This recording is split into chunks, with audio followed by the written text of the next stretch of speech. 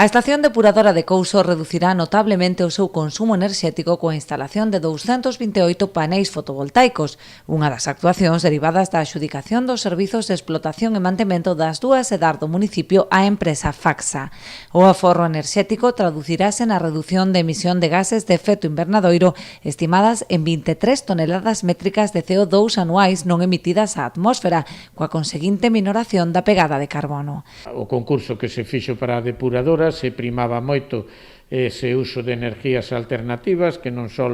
iban a permitir reducir a huella de carbono ou a pegada de carbono, sino tamén reducir o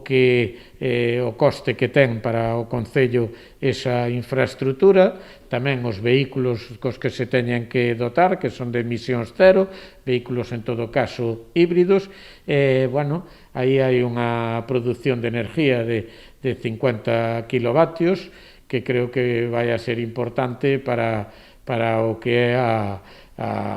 abaratamento desa energía, pero en todo caso é unha aposta decidida deste goberno para abaratar o que son os servicios e aparte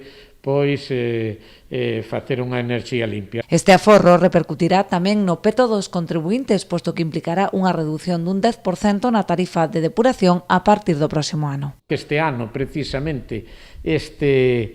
abaratamiento do servicio con novo concurso permite que a partir de o ano que ven haya unha reducción do 10% no que foi unha tarifa importante. Pensar que gracias a esa actuación do goberno se reduxo en cerca de 300.000 euros o coste da depuración e a partir de aí se vai a trasladar esa rebaixa aos veciños.